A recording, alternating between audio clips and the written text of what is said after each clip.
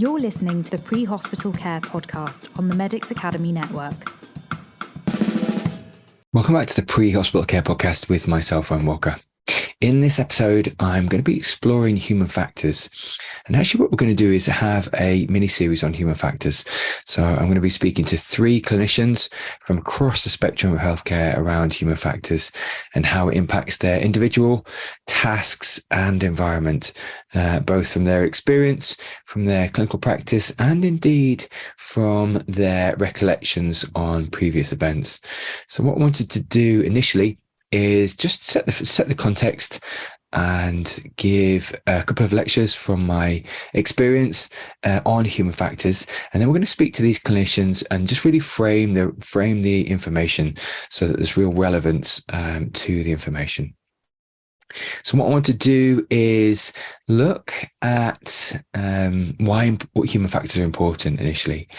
Just look at some working definitions of human factors.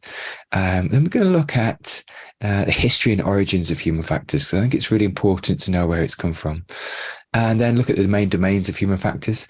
We're going to also look at individual human factors and mitigation, task human factors and mitigation, environmental and system human factors, and then the mitigation for them.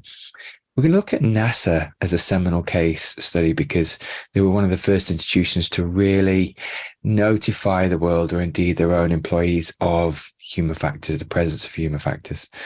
And then we're going to look at a couple of seminal cases from history. And so this is going to be the first episode which I'm going to take, and then what we're going to do is interview these 3 clinicians, and they're going to run us through their cases and why human factors are so fundamental to them.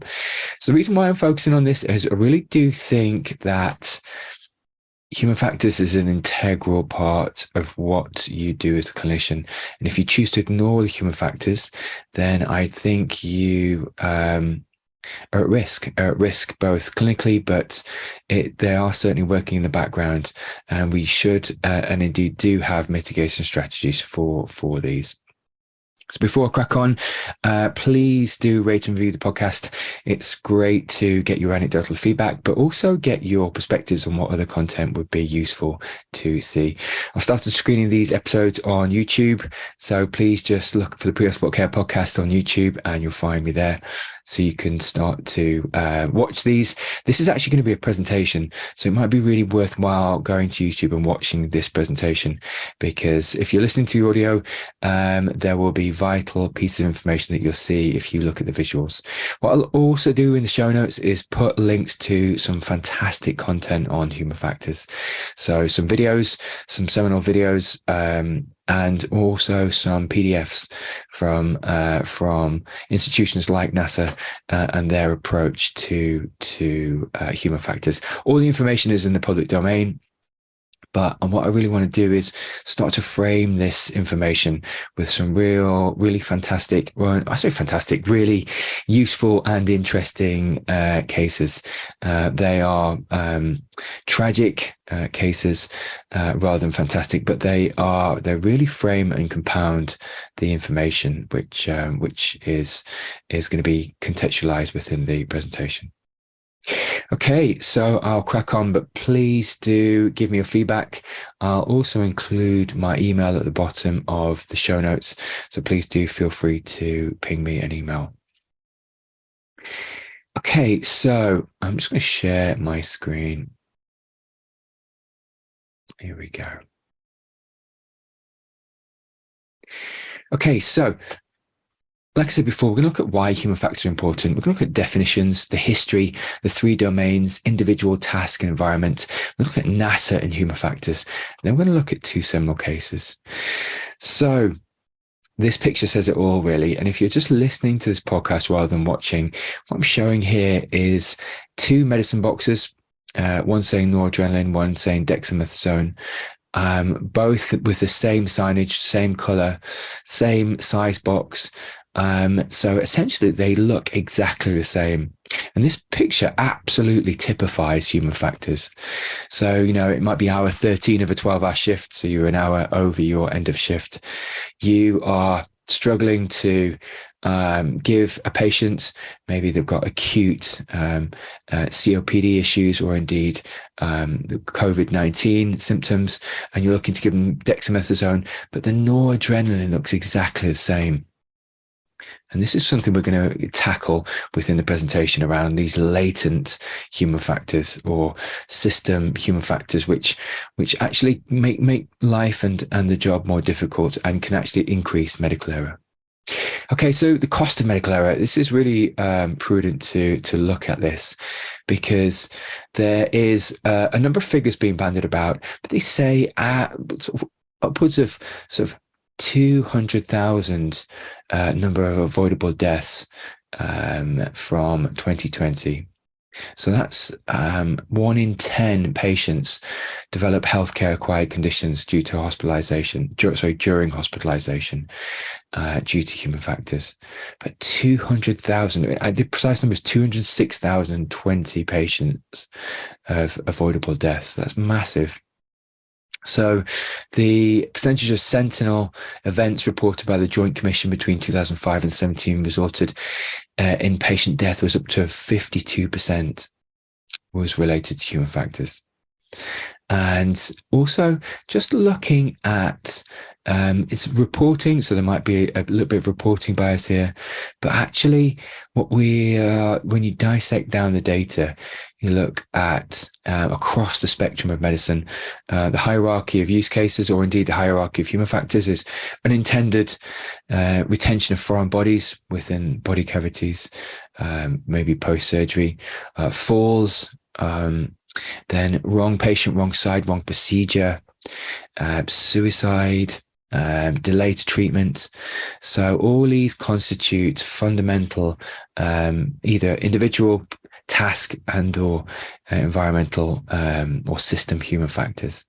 So if you want to contextualize this within pre-hospital care, a classic case would be failure to shock VF or indeed delay to shock VF, resulting in a delay to treatment. And this might be just through a myriad of information, lack of signage of the screen, lack of maybe notification. There's lots of latent or background noise, but there's a real sort of noise versus signal, and the clinician can't focus or indeed recognize the VF over a myriad of other information in the scene. So our job really is to look at trying to differentiate the priority, trying to expedite treatment that's life-saving and necessary, and indeed make that clearer and more concise for clinicians on scene. Okay, so a working definition of human factors from Catchpole 2010. This is enhancing clinical performance through understanding and optimizing the effect of teamwork, tasks, equipment, workspace, culture, and organization on human behavior and abilities. And this is most important, the application of that knowledge in the clinical setting. So what that definition is looking at is, how can we make the clinical practice easier so that you can apply the right knowledge in the right time in the right place? Another working definition from the Health and Safety Executive 2021 is that human factors refer to the environmental, organizational, and job factors, and also the human individual characteristics which influence behavior at work in a way which can affect health and safety. So fundamentally, human factors is about patient safety. So I'll say that again, fundamentally, human factors is about patient safety and making and optimizing patient safety. So a third definition, and it's important to include this because this is from NASA 2019. Human factors is the discipline of human factors advances, so human-centered design and operations of complex aerospace systems through analysis, experimentation, and modeling of human capability and performance. So what it's really doing is it's trying to deconstruct complex systems through experimentation, so iteration, modeling of human capability, so understanding the capability of the human brain, the short-term and long-term memory, and the human performance. So what we're trying to do is make tasks easier, task acquisition, task execution easier for the individual. by understanding the limits of their performance. Okay, so it's a seminal historic work. So in 1960, in the Journal of Chronic Diseases, there was an editorial of Misses and Medicines. So this was from Japanese and Saffron in 1960. And this of Misses and Medicines was a review of the literature on prescribing writing. So what this was looking at medication errors that are common within practice. And this denoted a number of medication errors, but also just denoted and was one of the first to bring to light the commonality of poor handwriting, illegible handwriting, and incorrect dosing. Also, the use of abbreviations and symbols. So the use of so this speaks to this inferred or indeed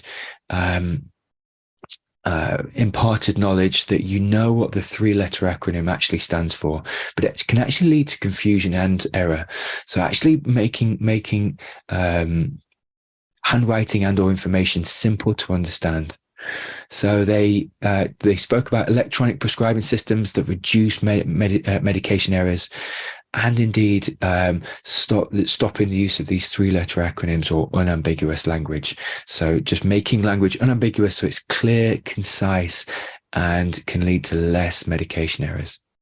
So they were one of the first journals or indeed articles to start to denote how we can start to mitigate these errors in information passage.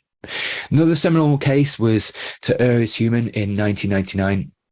And this was a landmark report published by the Institute of Medicine, and it just shed light on the prevalence and impact of medical errors within the United States.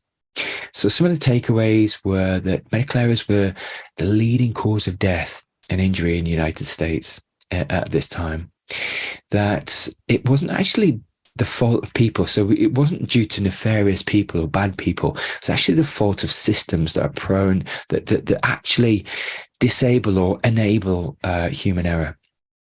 It was looking to denote and shift from a culture of blame to a culture of safety. And this was the start of looking at this sort of culture of safety over culture of blame in the early 2000s. It also denoted that patient safety was at the heart of human factors, and that what we can do is we can use multimodal approach of leadership, workforce education and training, effective use of technology, and collaboration amongst stakeholders to combat human factors. And it also denoted, and this is really important, that actually patient involvement and engagement are critical components. Getting feedback from the main stakeholder within healthcare is fundamental to changing systems, changing the way tasks are run, and indeed the approach to individual human factors as well. Okay, so 3 meta domains of human factors. This is individual, task, and environment. Environment being institutional, could be system-based, and tasks are fundamentally the medical tasks which are being applied to the patient. And then individual factors are far more intrinsic. So they can be intrinsic factors which look more like the fatigue, indeed, whether you're well rested, whether you are hydrated, whether you've had some food, whether you've been to the toilet, whether you've been fully briefed, fully trained. So they're intrinsic human factors, and we'll talk about that more as we go on. Okay, so this is another model of human factors, and this is again, this falls into line with the 3 domains. So people, an intrinsic focused, organization or system based, and then work design or task. And these really are the 3 main domains. So the individual one. So again, we spoke to before around sort of fatigue and or stress management. Fatigue and sleep are common denominators amongst all clinicians. Fatigue and sleep are commonplace amongst all clinicians. You don't have a choice as to whether you have to deal with fatigue. It's absolutely critical to every clinician. So it's how we deal with this as it is a use case as to whether we practice safely. So decision making, command gradients, situation awareness, chunking, attention, perception, and we'll talk about mitigation, some of these shortly. These are quite often intrinsic human factors. So Cliff Reed, amongst others, speaks to this sequential monologue, and it really is this step up. So self, team, environment, patient, and then updates and priorities. But what it is, it's on the individual to look after oneself. So are you well slept? Are you well hydrated? Have you had some food? Is the team briefed? Does the team know what the division of labor looks like? Is it cohesive? Is a clear, commonplace and coherent communication? Have we mitigated the environment? Have we won the environment? Have we made the environment easier to operate in, such as the pit crew concept? So do we have standardization? Do we have the monitor to the left? Do we have the airway bag right to the right of the patient's head?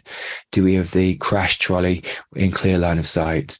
Do we have the team leader stood at the foot end that can see everybody? And then only then comes the patient.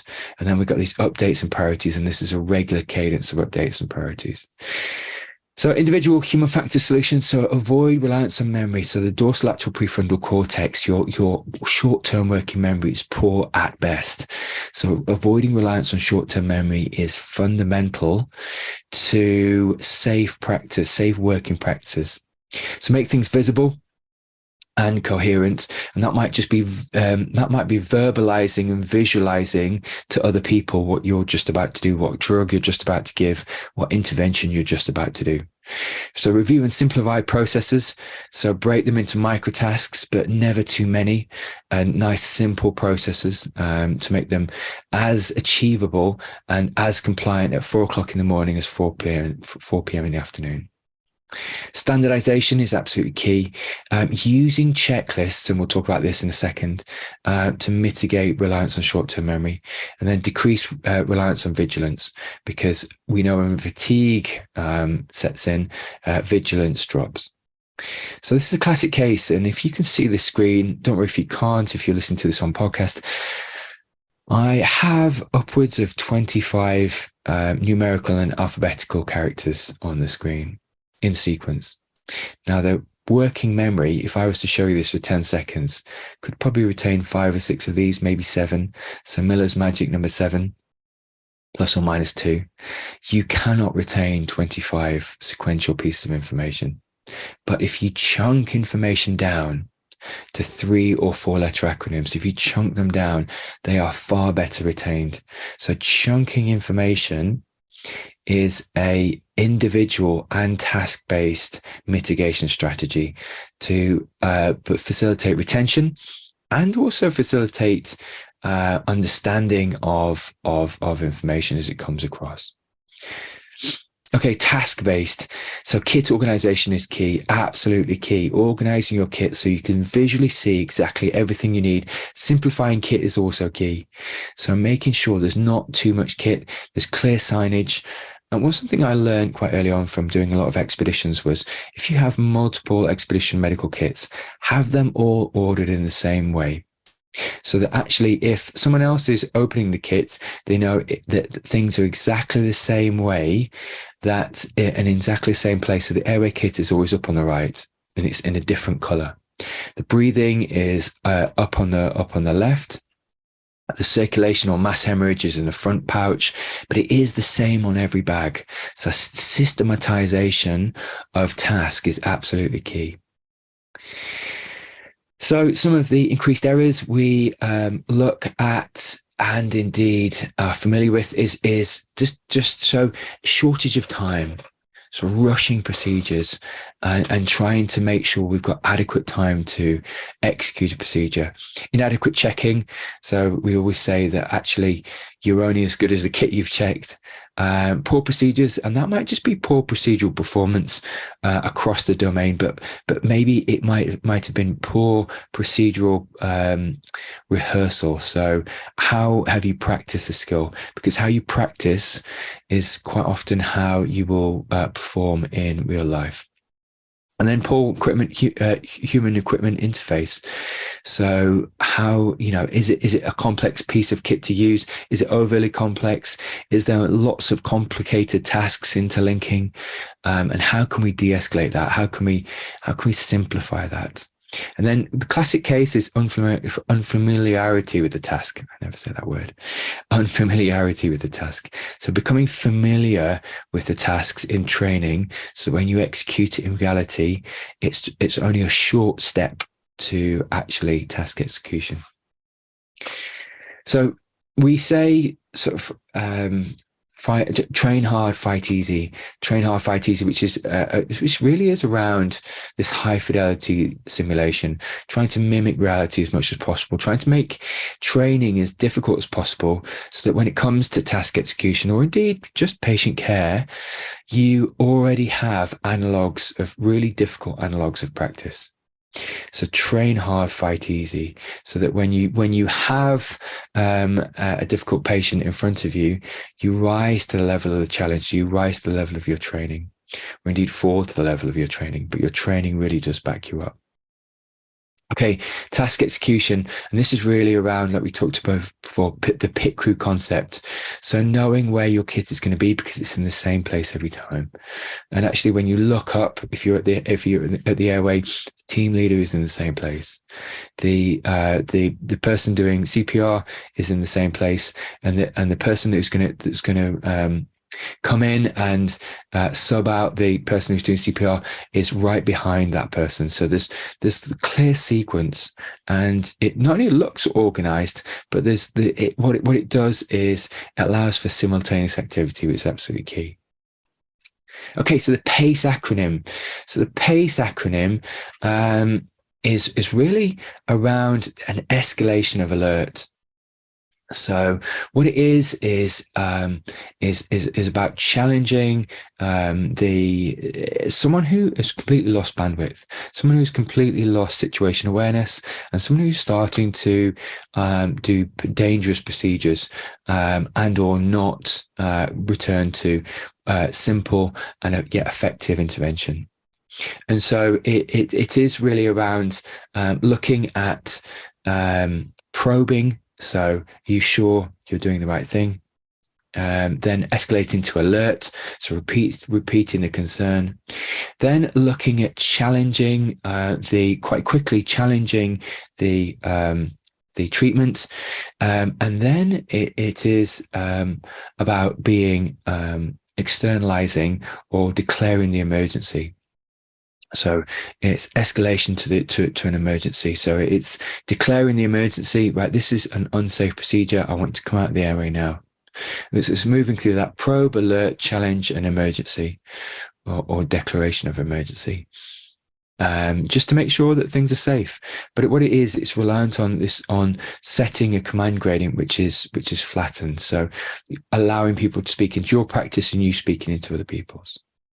Okay, so we talk about checklists, and we spoke about checklists before, and this really is fundamental.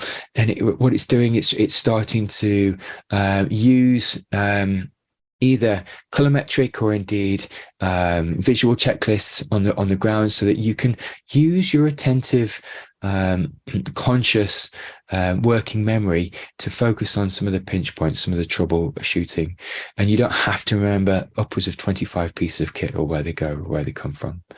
Okay, so using checklists as much as you can, but not overly using checklists, so you're still thinking about how you can improve during the procedure or indeed during the scene.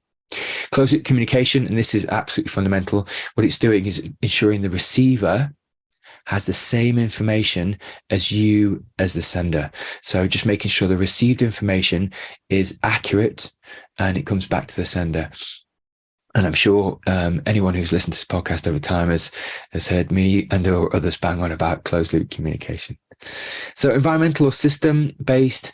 Now, one of the things for everyone who's practicing pre-hospital care knows around how differentiated and or extreme the environment can be. And that could be in the middle of London, it could be in a heavily urbanized setting, wherever, in whichever country in the world, or it could be in a rural location. In a heavily urbanized setting, it might be poor lighting, it might be noise pollution, it might be extremes of temperature, it might be bystanders. It might be rain and weather. Certainly in a rural situation, environmental factors such as rain and or cold and or hot and or wind certainly play more of a feature. But these environmental factors can dictate the practice. And if we don't mitigate them and win them early and or change the place and or position of the patient to try and mitigate them, they will affect clinical care. They will affect clinical care. Okay, so what we want to do, this also includes system-based engineering human factors. So with environmental factors, looking at system factors, we want to really drill into, are we setting ourselves up to fail? So are we designing errors, not purposely, but through non-purposeful design errors into procedures? So are there any specification errors, such as non-accurately defined system workflows? Are there design errors, such as design is too complex? Are there maintenance errors, so that actually doing a daily test on a procedure, on a piece of equipment or a monitoring piece of equipment is too complicated to show compliance to? And finally, are there any errors in the design of information flow? So most importantly, in the pre-hospital phase of care, it's fundamentally about handoff of information. Are we preventing effective handoff of information through maybe not using a simple tool such as SBAR or such as ATMIST to show sort of and give sequential information? So it really does map across the domain. Okay, and it really is looking at some of these rate limiting steps. So what can we do to combat this? Well, we could use training and education. We can use standard operating procedures to measure baselines of compliance. We can look at workflows. We can look at reporting, sort of error reporting and feedback, because what we want to do is we want to start to track commonality of failures. We want to start to track commonality of patient safety issues, because it's the data which will show us where the issues are. So fundamentally, it's using data-driven informatics to show us where the tasks are failing the clinicians and or where the systems are failing the clinicians as well. Okay, so a classic example, and this is not medical, but everyone will resonate with this.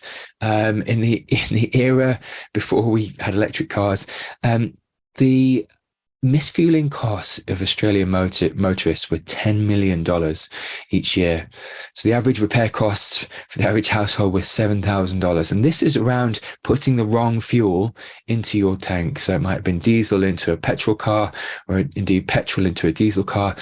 And again, it's system-based error. So actually an enabling system is the fact that the nozzle and or the pump fits into the tank. Actually, if you factor that out, if you design that out of the system, so you can't physically fit a diesel pump into a petrol engine or into a petrol tank, when you can't physically fit a unleaded nozzle into a diesel tank, then what you're doing is you're breaking the design flow, you're breaking the system, so that actually what you're doing is consciously and or subconsciously, you're breaking it's a circuit breaker pattern of habit, so that you're reducing the error around refueling. So this might just be, it might be the design flow from the actual pump itself. It might be the color coding of the pump. It might be a sticker warning, and we do see that in practice. We see lots of sticker warnings both on the cars and on the pumps themselves. Okay, so system factors mitigation. Again, it's setting people up to succeed. So good design and looking at user workflows is absolutely key. Looking at the data, looking at near misses and critical failures, looking at seminal events, good and bad. So looking at never events, why something went wrong, how it went wrong, and getting to root cause analysis. But also, and this is absolutely fundamental, it's around a safety culture. So embedding a culture of safety within the institution, and that might just be around understanding sort of key behaviors that you want staff to adhere to, looking at the frameworks in which we do everything, and then also just creating the environment set up to win. So actually wide dissemination of the data, and indeed of system-based failures, of where we're failing at the moment and where we need to improve. Also look at, and quite a few institutions do this, around reporting excellence, so medical excellence. So it's not just about reporting failure, but reporting excellent practice, but also reporting and disseminating critical patient failures and commonality through the data to make everyone aware. So this shared mental model. And it's really important, just before I move on, to appreciate how you are communicating that to clinicians. So are you doing that in PDF format, or are you doing that in a multimodal form? Are you producing podcasts? Are you producing YouTube videos just for reporting, or internal videos and PDFs? How are you communicating so that staff cannot fail to recognize and or acknowledge some of this critical information? So just bringing it back to expedition, it's about winning the environment before you win the patient. Fundamentally, in an expedition environment, a lot of patients get cold really quickly.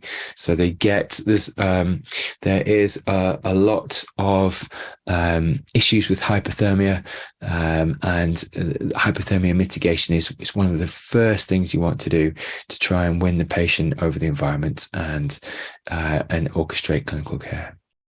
So the next thing we're going to look at is NASA and human factors. So NASA was one of the first organizations to study human factors, and it truly started to become a world-leading institution and expert body of people that really recognized quite early that because astronauts were operating in a complex, unfamiliar environment with lots of equipment, and often changing environments, they needed to have human factors mitigation in order to succeed. So this looked like guidelines for design, displays, and selection of crew members. So they're one of the first institutions to really start to put together a selection process, which not only acknowledged human factors, but put human factors central into the dynamics of teamwork and indeed how individuals mitigate human factors as well. So they led the way with the importance of human factors, and it started with the design phase, but really bled all the way through to how they orchestrate tasks and indeed how they mitigate individual human factors. So they put together something called the Dirty Dozen.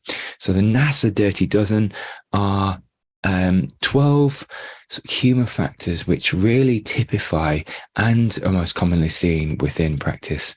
So number one was decision making. And this is around the fact that decision making can often be quite inadequate with insufficient amounts of information. We don't often get a chance to do balanced risk assessments because we don't have all the information in front of us. So bringing forth critical information to make good decision making. Number two is communication. So making sure there's appropriate transfer of information across the platform, across the system. So making sure that critical information is passed and received well.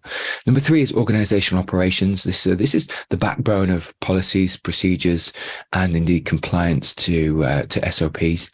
Number four is supervision, plans, and or inappropriate operations. Just so making sure that everything is planned well, so supervised appropriate operations as opposed to inappropriate operations. So making sure it's planned again, tested again, making sure that everyone has mitigated risk as much as possible and worked the problems. Number 5 is technological environment. So making sure that the environment is set up to win and not to fail. So it doesn't create risk, it mitigates and reduces risk. And that's everything from the communication equipment, making sure that there's 2 or 3 different modalities, 2 is one and 1 is none. And then the warning equipment, making sure that the warning and signage is clear, frontline and center, so that astronauts can be aware of when there's a critical failure or indeed when there's a subacute failure. Number 6 is skill-based. So making sure that that skills are appropriately, consciously, and then unconsciously rehearsed over time. So in the pre-hospital care environment, when you have truly integrated a skill is when you can start to rehearse it, hopefully proficiently and effectively, subconsciously. There's a lot of subconscious work that goes into practice, and often when you've been doing a role for quite a long time, the majority of your day can feel like subconscious practice, but it's also good to test those subconscious presuppositions just to make sure that they are correct and you're doing the right things. So that skill base is number 6. Number 7 is organizational resources. So make sure that there is enough sufficient resources, budget, equipment, facilities, and technology. Number 8 is inadequate supervision. So that's really around mentorship and making sure that there's been adequate mentorship across the spectrum. Number 9 is psychological condition. This is really important. Your psychological or mental health state. Absolutely, over time, NASA have done a lot of testing in deep water, so Aquarius reef based, and other analog environments such as the South Pole, whereby they try to see how group dynamics and individual dynamics affect mental health over time and how you can mitigate poor mental health over time. So number 10 is violation, and violation is around workarounds. So it's almost around this normalization of deviance. So what's the workflow look like? Is there any normalization of deviant behavior? Both from a crew perspective, but also from an engineering perspective. Is there any deviance in workflows and or indeed in procurement and assembly? Number 11 is cognitive factors, and this is around attention. We know that attention fades over time, so the fatigue is a massive interplay with attention. So having circuit breakers to make sure that attention is retained and democratized, shared amongst the team. So number 12, the final one, is the physical environment. Just so make sure that the physical environment is as safe as possible, and that's just simple things around maybe what the actual workstation looks like. Make sure there's no obstructions, but also just make sure that there's sufficient lighting and or ambient lighting when it's required. But just everything from the workflow to the lighting to the sound and background and foreground sound, and just making sure that it's set up to win. So set up to create effective team working. So the NASA Human Factors Analysis and Classification System is something that's really interesting, actually.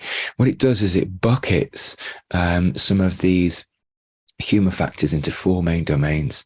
It recognizes some seminal models as well. So the Swiss cheese model is a seminal model, and that's James Reason's model that he posited in the 1990s around that there's 4 slices, maybe sometimes even 5 of potential error. There's both active and latent errors in the system.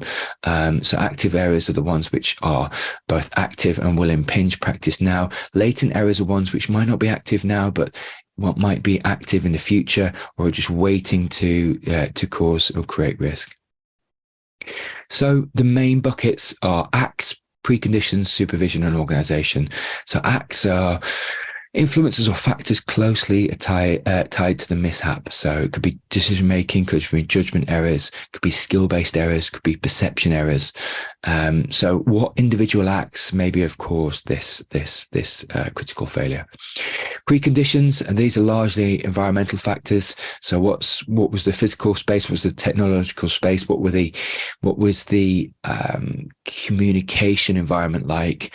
Was there any self or team imposed stress? So what was the environment like at the time? So that's preconditions. Next is supervision.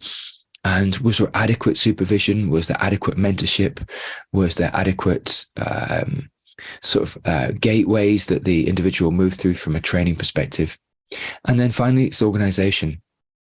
Is there any latent factors within the organization from a policy, procedures, resources, and or facilities, but mainly from culture also? What's the culture? Is it a culture of safety? And so is there any attributes from an organizational perspective that they need to change? So what they do is they've got a human factors investigators checklist, and I'll put the link to this in the show notes as well. And this really looks at acts, so decision making, skill, perception, violations from acts, preconditions, so the physical environment, technical environment, communications, self-imposed stress, awareness, psychological, physiological, medical, and perception. Then supervision, so failure to correct a known problem, inadequate supervision, planned inappropriate operations, and then violations, and then finally the organizational, so culture, organizational resources. So they're the main 4 buckets, and then they go through meticulously to attribute any failures to one of these 4 buckets so that they can work on them, dissect it down to root cause analysis, and fix the problem. Okay, and then what I'll do as well is I'll put in the show notes the flow charts, the main domains within the flow chart. And what this really does, there's a lot that can be sort of taken and cleaved from this. It's just around the way they approach system failures and or human failure. And so it's really interesting. So I'll put the link in the show notes for the flow chart. You can just see how they approach different types of failures. And there's a lot can be learned that can be extrapolated to pre-hospital care practice. So finally, as we come into land on the episode, I'm going to look at a few seminal cases in human factors. What we wanted to do, or what I wanted to do, is really get 3 people on the podcast that can speak to their own anecdotal cases in human factors, which I will interview them for, and just so that they can dissect it, and we can really start to frame this information around some working cases and examples. These cases are quite well known, and they really do typify what it is to fall prey to these systematic human factors. So this is the story of Bud Holland. Bud Holland was a rogue pilot which crashed his B-52 bomber after having maneuvered it beyond its operational limits at low altitude. So he had been known to be a rogue pilot for a number of years. He had a track record of flying beyond his operational limits, and indeed the operational limits of aircraft. And by the time the fatal air show practice occurred, his squadron commander insisted that he alone would fly with Bud Holland to keep him in check. I'm going to put a link in the show notes to the video of the B-52 crash on the 24th of June 1994 in Fairchild Air Show. And it just shows around the normalization of deviance, because it was both unwarranted. So he went past the angle of attack, so started to stall the aircraft at low altitude. But it was a catalogue of unwarranted and unconfronted and ultimately dangerous behaviour from Bud Holland, which killed both him and the crew. So the lesson here to be learned is about lack of escalation of concern and action through known escalation techniques can cause critical failure from risky behaviour from an individual.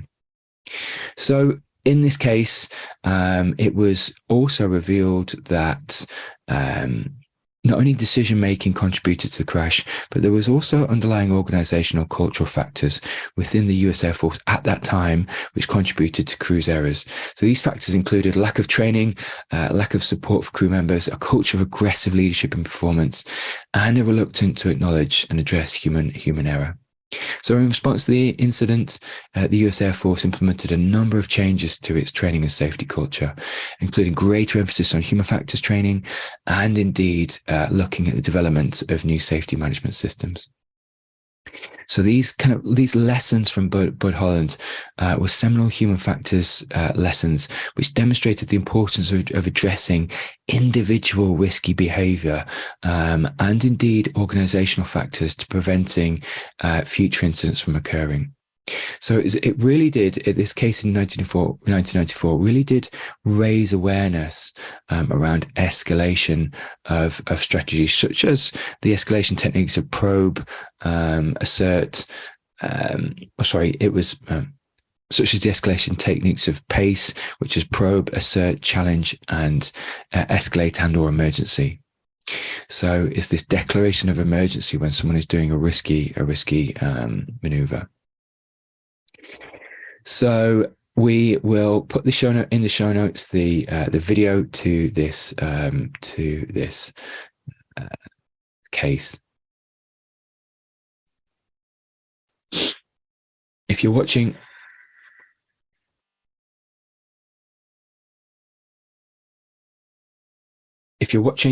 by video, by YouTube, please feel free to watch it now.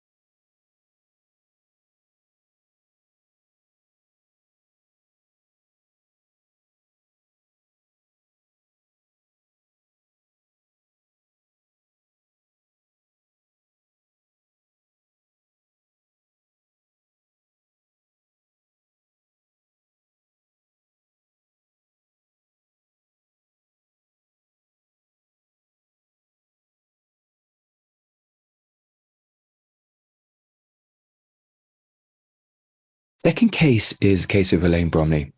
So Elaine Bromley was a patient going in for a routine operation, and this routine operation in 2005 was a routine nasal operation whereby she was otherwise fit and well.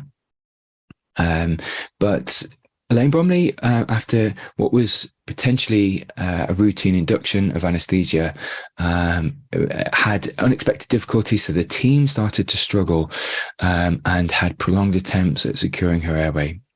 So Elaine Bromley suffered a catastrophic brain damage and died 13 days later from profuse brain swelling and indeed hypoxia. And Martin Bromley, her husband, and indeed airline pilots, retrospectively, introduced the concept of human factors and ergonomics in healthcare as a result of this case. So the issues around the case were failure to couldn't intubate, can't ventilate.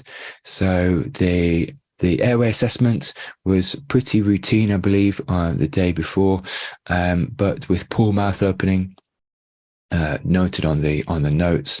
But soon after, attempts to cite a supraglottic airway and indeed ventilate with an oral airway, it was extremely difficult. The oxygen saturations for Elaine Bromley dropped to 40%.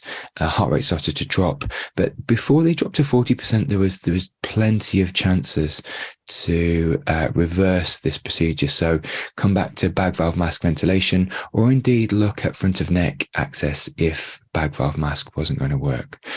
But what happened was this sequential steps of tunnel vision, of analysis by paralysis, and deciding to proceed with a procedure which was failing. Several attempts at laryngoscopy by 2 different consultant anaesthetists failed, and they were faced with this can't intubate, can't ventilate scenario. So after 20 minutes of attempts, they and again the falling SpO2, so the falling oxygen saturations went down from 90 to 80 to 70 to 60%, finally dropping to 40%. So they finally managed to manage her airway, but all of this time, whilst ever there was a profound episode over 20 minutes of hypoxia, the nurses around the theatre bed knew what to do. They knew the front of neck access kit was nearby, but there was a profound command gradient within the room. There was no one asking for help, no one asking for solutions. There was tunnel vision. There was very much an authoritarian influence within the room from the consultants and anaesthetists. But the front of neck airway kit was never opened until it was too late.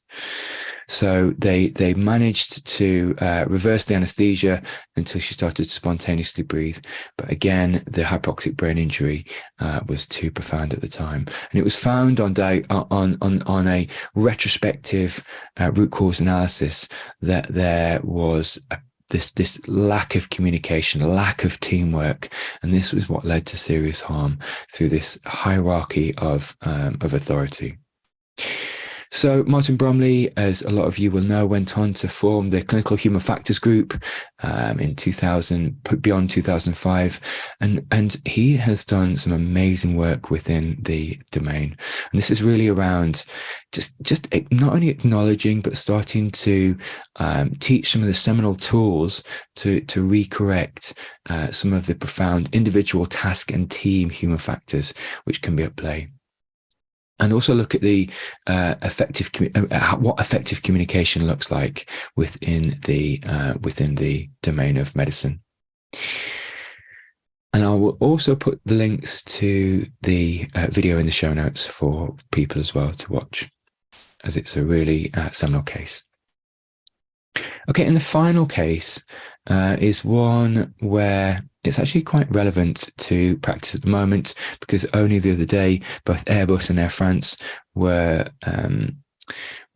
exonerated from corporate manslaughter from the Air France flight of 447 back on the 1st of June in 2009. So this was a Air France flight flying from Rio de Janeiro to indeed Paris, to France.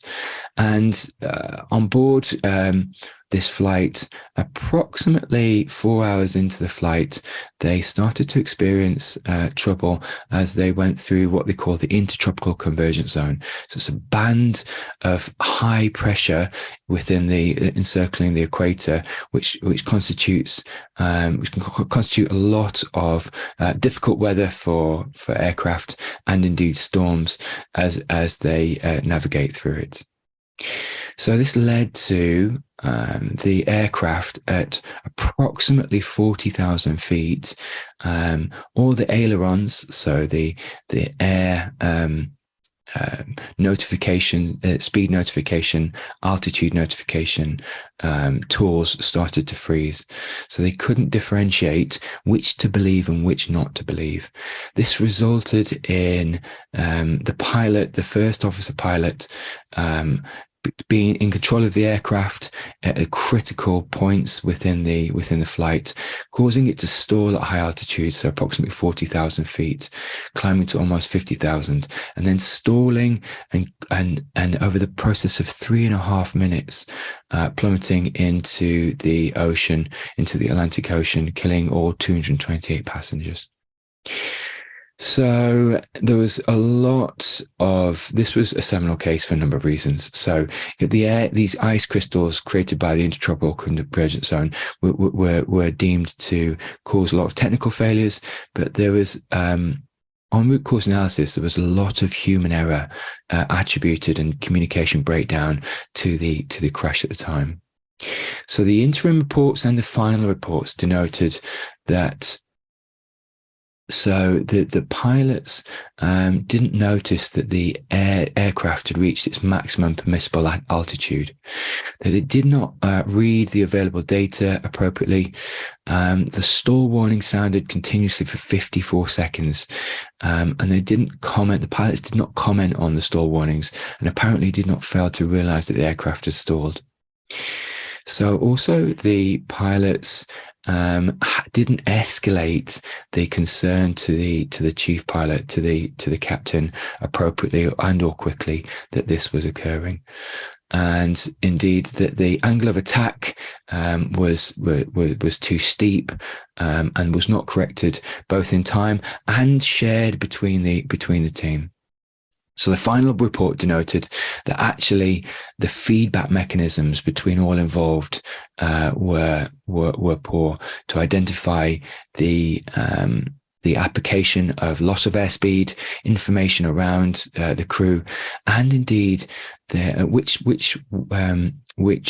metrics and readings to believe versus the ones not to believe. So there was also weakened task sharing from the two co-pilots, and there was a disconnection of the autopilot after approximately 50 seconds, and this caused this startle effect denoted in the report, which led them to both an increasingly emotional charged state, but also a lack of clear decision making to recorrect the stall warnings. And again, so this was multifactorial from a human factors perspective around workflow, around escalation of concern, around appropriate and quick communication declaring the emergency, and around recorrecting mistaken actions. So the first officer was banking sharply to get out of the high pressure and indeed the storm. But what that did is it caused the aircraft to pass this critical high altitude zone, but respectively, the captain only realised that the aircraft had stalled whilst it was started to become in free fall. So this is, like I said, a seminal case. It's a case which has just been in the news actually this week, whereby within the courts within France, Airbus and Air France have been mitigated from blame because of this multifactorial picture. And a lot of learning has occurred retrospectively because of this case. And again, it's really around this concept of systems, individuals, and task acquisition. So in summary to the podcast, what I want to do is really draw attention to the importance of human factors, because within aviation, the empirical literature points to the fact up to 80% of aviation incidents can occur because of human factors. So that's 80%, which is extremely high. So identification and awareness are the start of error trapping. So human factors was first recognized by NASA, and they were one of the first institutions to both raise awareness and start to design and train for human factors. And actually, if we choose to not engage with this, the cost of medical error is too high. The cost to life is too high, and also the second and third order effects of socioeconomic disparity and socioeconomic impacts are extremely high as well. So there's three main domains of human factors: that of individual, task, and environmental. Each domain requires a specific approach to mitigate. So I'll say that again. Each domain requires a specific approach to mitigate these human factors. Just within principle practice, system human factors exist everywhere. So the best system designs eradicates the possibility of error. So it eradicates the possibility that you can create a critical patient safety issue. And then finally, it's just really prudent to look at this interplay between individuals, task, and organizational, so environment, organization, and systems, because they can all work together to contribute to errors. Okay, I hope you've enjoyed the podcast. There is a couple of areas which I have not expanded on, and I will expand on within another podcast.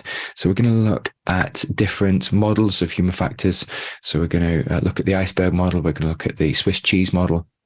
We're going to look at the 3-bucket model, and we're also going to look at the ESIPS model as well, and look at these 4 seminal models, how they affect and describe human factors, some of their strengths and weaknesses, and I'll do that on the next podcast. We're also going to have these 3 interviews where people really bring their seminal cases and how it's affected them.